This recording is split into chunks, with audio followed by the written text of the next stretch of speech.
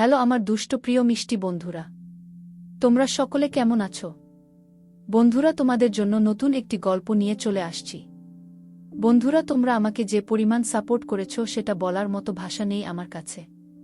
বন্ধুরা, গল্পটি না টেনে শেষ পর্যন্ত দেখলে আশা করি তোমাদের দাঁড়িয়ে যাবে এবং তোমরা হাতের কাজ করতে বাধ্য হবে। চলুন বন্ধুরা, গল্পটি শুরু করি। ফারিস তার কেবিনে থাকা জুইকে দেখে ভ্রু কুঁচকে তাকায়। জুই ফারিসকে দেখেই দৌড়ে গিয়ে ঝাপটে জড়িয়ে ধরে ফারিসকে। ফারিস তৎক্ষণাৎ জুইকে নিজের থেকে সরিয়ে চেঁচিয়ে বলে, what happened you? Are you idiot? তুমি জানো না, কোনো মেয়ে আমাকে জড়িয়ে ধরুক, আমি তা মোটেও পছন্দ করি না। নেক্সট টাইম এমন কাজ করলে কিন্তু এর পরিণতি খুবই খারাপ হবে। কথাটি বলেই ফারিস তার চেয়ারে গিয়ে বসে। জুইর আগে থরথর করে কাঁপতে কাঁপতে বলে, সেদিন অজ্ঞান অবস্থায় অননাকে জড়িয়ে ধরার সময় তোমার এই নিয়ম কোথায় ছিল ফারিস?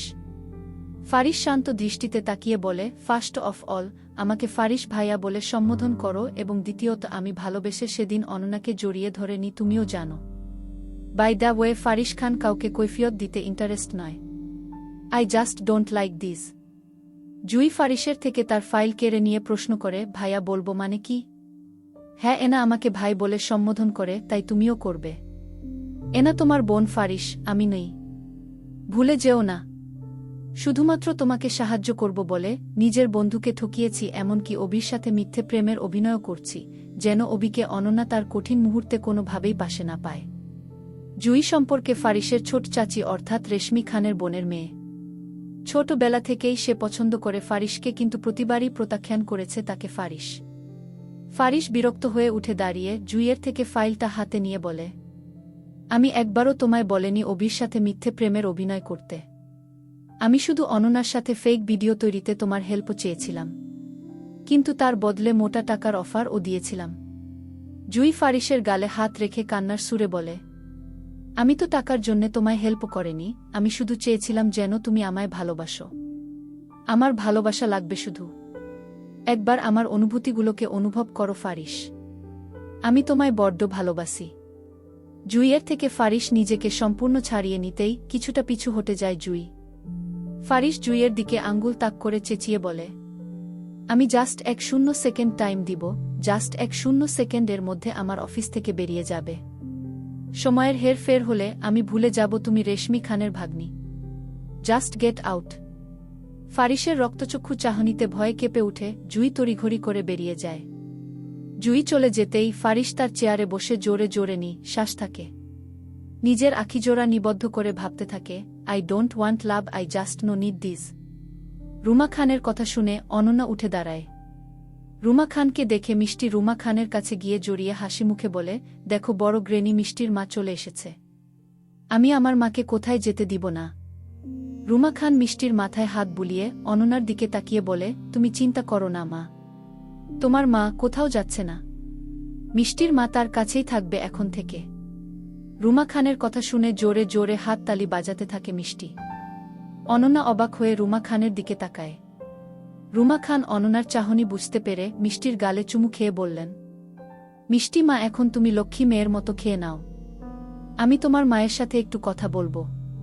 মিষ্টি চলে যেতেই অনন্যা রুমা খানের দিকে তাকিয়ে প্রশ্ন করে, ম্যাম, আপনি মিষ্টিকে কেন বললেন? আমি ওর মা। রুমা খান তার চশমার ফ্রেম ঠিক করতে করতে বিছানায় বসে হাতের ইশারায় অনন্যাকেও তার পাশে বসতে বলে। অনন্যাও রুমা খানের সামনে থাকা চেয়ার বসে পড়ে। রুমা খান কিছুক্ষণ থেমে বলতে থাকেন, আমি জানি তোমার মনে অনেক প্রশ্ন রয়েছে। সবটাই বলছি আমি। মিষ্টি বাচ্চা এক মেয়ে, খুব ছোটবেলা থেকেই মাকে ছাড়া বড় হচ্ছে সে। কখনো সে তার মাকে দেখেনি। ছোট্ট মেয়েটাকে নিজেই একা বড় করে চলেছে ফারিস। বাচ্চা মানুষ তো তবুও প্রতিনিয়ত মাকে খুঁজে বেড়ায়। একজন সন্তানের যেমন তার বাবাকে প্রয়োজন, তেমনি প্রয়োজন তার মাকে। অনন্যা বড্ড মনোযোগ সহকারে রুমা খানের কথাগুলো শুনে চলেছে। রুমা খান ফের বলতে থাকলেন, আমি প্রায় মিষ্টিকে সান্ত্বনা দেই, তার মা একদিন আসবে। মেয়েটা মায়ের জন্যে কান্না করত, তাই এক প্রকার সান্ত্বনা দিয়ে বলতাম, তার মা একদিন হুট করে সাদা পরীর বেশে এসে মিষ্টির কাছে ধরা দিবে, এবং নিজের দিকে একবার তাকিয়ে দেখো, তোমার পরনেও সেই সাদা সেলোয়ার কামিজ, স্নিগ্ধ সুন্দর মুখশ্রী, টানা টানা হরিণের ন্যায় মায়াবী আখিজোড়া। ঠিক আমার সেই বর্ণনার মতো সাদা এক পরি। তাছাড়া ঈশিতার সাথে তোমার চেহারার কিছু কিছু মিল রয়েছে। ঈশিতাকে কখনো সামনাসামনি দেখনি মিষ্টি, ছবিতে যা একটু দেখেছে, তাই তোমাকে দেখেই সে তার মা ভেবে ফেলেছে। আশা করি তুমি বুঝবে এখন মেয়েটার বড্ড প্রয়োজন তার মাকে। রুমা খান মিষ্টির রুমের বিছানার সাথে থাকা ছোট্ট ড্রয়ার থেকে ঈশিতার একটি ছবি বের করে দেখালো অনন্যাকে। অনন্যা বেশ মুগ্ধতা নিয়ে ঈশিতার ছবিখানার দিকে তাকিয়ে মিষ্টি হাসি উপহার দিল। সাদা পাড়ের গোলাপি তাঁতের শাড়ি পরিহিত রমণী, মাথায় শাড়ির আঁচল দিয়ে ঘোমটা দেয়া, সাজহীন সুন্দর মুখশ্রী।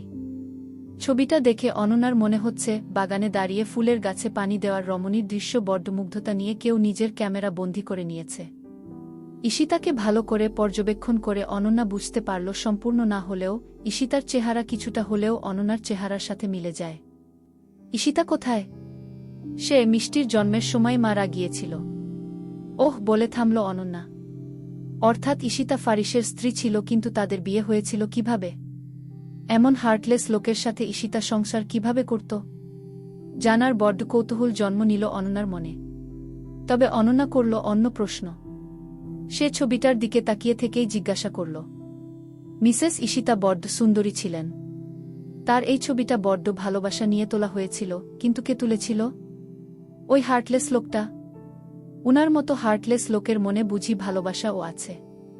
রুমা খান তৎক্ষণাৎ বলেন, আরে না না, ফারিস তুলেনি। রুমা খানের কথা বোধহয় কান অবধি পৌঁছায়নি অনন্যার। নিচ থেকে রেশমি খান অনরত অনন্যার নাম সম্বোধন করে চেঁচিয়ে যাচ্ছেন। অনন্যা দ্রুত উঠে রুমা খানের হাতে ছবিটা দিয়ে তাড়াহুড়োর সাথে বলল, আমি যাচ্ছি ম্যাম। রেশমি ম্যাম নিচে ডাকছে। আপনার সাথে কথা বলে খুব ভালো লাগলো।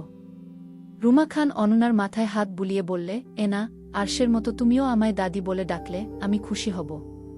তুমিও তো আমার নাতনি। রুমা খানের কথা শুনে ক্ষীণ হাসে অনন্যা। অনন্যা নিচে নামতেই রেশমি খান রান্নাঘর থেকে বেরিয়ে এসে বললেন, তা লাট সাহেবের বেটি। বুঝলাম তুমি আমাদের কোনো ফরমাস খাটতে আসনি, কিন্তু এত পদের রান্নার যে লিস্ট ফারিস ধরিয়ে দিয়ে গিয়েছে তা করবে কখন? বেলা যে পেরিয়ে যায়।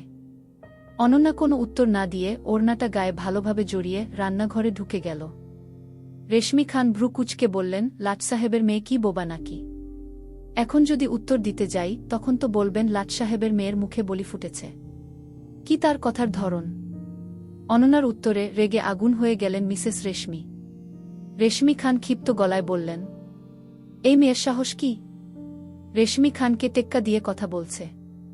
এনা ভার্সিটির থেকে এসেছিল সবেমাত্র। মায়ের কথা শুনে সে ফিক করে হেসে উঠল। রেশমি খান হয়তো আরও কিছু বলতে চাইছিলেন, কিন্তু মিষ্টি দ্রুত এসে অনন্যাকে ঝাপটে ধরে বলে, ছোট দিদুন, তুমি কেন মিষ্টির মাকে বকছ? দেখছ না আমার মা কতদিন পরে তার মিষ্টির কাছে ফিরে এসেছে? কই ভালো করে কথা বলবে, তা না করে বকেই যাচ্ছ। এসেছেন আরেকজন গান দিতে আমাকে। পাকা মেয়ে একটা, আবার মা বলে ঢং করা হচ্ছে। হু। রেশমি কথাটি বলেই রাগে গটগট পায়ে উপরে চলে যায়। এনাও উপরে চলে যায়। অনন্যা সামান্য ঝুঁকে মিষ্টির মাথায় হাত বুলিয়ে, তা মা, তুমি এখন নিচে নেমে এলে কেন? চুলোর কাছে বেশিক্ষণ থাকতে নেই। না মা, আজ মিষ্টি তার মাকে ছেড়ে কোথাও যাবে না। আমিও তোমার সাথে আজকে সারাদিন থাকব। মিষ্টির কথা শুনে আলতো হেসে তার চুলগুলো হাত দিয়ে এলোমেলো করে দেয় অনন্যা। মিষ্টিও খিলখিলিয়ে হেসে উঠে। বাচ্চা মেয়েটা সত্যি মিষ্টির মতো, যে কেউ দেখলে তাকে ভালো না বেসে থাকতে পারবে না। অনন্যার বড্ড মায়া হয়। অনন্যা মনে মনে স্থির করে যতদিন সে থাকবে সে নিজের মমতা দিয়ে আগলে রাখবে মরা মেয়েটিকে। মায়ের জায়গা কেউ নিতে পারবে না, অন্তত মায়ের মতো হলেও সবটুকু দিয়ে ভালোবাসবে মিষ্টিকে। রান্নাঘরের এক কোণে আনমনে দাঁড়িয়ে আছে অনন্যা। মিষ্টি পাইচারি করতে করতে অনন্যাকে দাঁড়িয়ে থাকতে বলল, কি ভাবছ মিষ্টির মা? তোমার খারুশ বাবা এতগুলো রান্নার লিস্ট ধরিয়ে গিয়েছে, কিন্তু আমি তো এইসব রান্না পারিই না। খারুশ বাবা শব্দটি বেশ মনে ধরেছে মিষ্টির। সে যদি তার বাবাকে বাপি না ডেকে খারুশ বাবা বলে সম্বোধন করে তবে কেমন হবে? যেমন, খারুশ বাবা, তুমি মিষ্টির মাকে এত রান্না করতে বলেছ কেন? মিষ্টির মা তো রান্না করতে পারে না এত। মিষ্টির মায়ের বুঝি কষ্ট হবে না? মিষ্টির মাকে এত রান্না করতে বলবে না, না হলে মিষ্টি কিন্তু তার খারুশ বাবাকে খুব বকুনি দিবে। মিষ্টির ভাবনাকে বাস্তবে রূপান্তরিত করতে মিষ্টি রান্নাঘর থেকে চলে যেতে উদ্যত হলে পিছন থেকে অনন্যা ডেকে উঠে, কোথায় যাচ্ছ মিষ্টি? কিছু খাবে? বাপিকে বলে দিব তুমি রান্না করতে পারবে না। তোমায় জেন ছুটি দিয়ে দেয়। অনন্যা তৎক্ষণাৎ বলে উঠে, না মা, এমন করো না। দেখবে তোমার খারুশ বাবা তোমাকেও বকবে, আমাকেও উল্টো বকবে। মিষ্টি ঠোঁট উল্টে বলে, তবে কি করা যায়? ইউটিউব দেখে রান্না করা যায়। অনন্যার কথা শুনে পাশে থাকা করিমা চটজলদি উত্তর দেয়, কিন্তু আফা, খাবারে যদি 19-20 হয় তাইলে কিন্তু স্যার মেলা রাগ করব। কিন্তু চেষ্টা তো করতে হবে, তাই না? তুমি কিংবা অন্য কোনো সার্ভেন্টের সাহায্য তো নিতে পারব না। এদিকে রান্নাগুলোও পারি না। সেই দিক বিচারে আপাতত ইউটিউবই ভরসা। করিমা আপু, জিনিসগুলো নিয়ে আসো, আমি রান্না শুরু করছি। অনন্যা ইউটিউবের ভিডিও মনোযোগ সহকারে দেখে অতঃপর রান্না শুরু করে দেয় অনন্যা। মিষ্টি গালে হাত দিয়ে মনোযোগ সহকারে তার মাকে দেখতে থাকে। যেন বেশ ইন্টারেস্টিং নাটকের সিকুয়েল চলছে। নাটকের মা মেয়ে রান্নাঘরে আছে। কিছুক্ষণ পর অফিস থেকে সেই নাটকে বাবার ভূমিকায় এন্ট্রি নিবে ফারিস খান। সে অতি আদরে মেয়েকে বুকে জড়িয়ে অনন্যার পাশে দাঁড়িয়ে অনন্যাকে জ্বালাতন করার চেষ্টা করবে। সবাই দূর থেকে বলবে কি সুন্দর পরিবার, কিন্তু বাস্তবতা আলাদা। আরশ কফি হাতে সোফায় বসে একদৃষ্টিতে বসে অনন্যার দিকে তাকিয়ে রইল, কিন্তু কোনো কথা বলল না। দুপুর পেরিয়ে রাত 1:00টা বাজতে চলল। সকাল থেকে না খেয়ে একটানা রান্না করে যাচ্ছে অনন্যা। কষ্ট হলেও সে বিরতি নেয়নি। সময়ের হেরফের হলে ফারিস এসে ঝামেলা করবে। কিছুক্ষণ পরেই ফারিস চলে আসবে। তার মধ্যেই অনন্যার ফোনের রিং বেজে উঠে।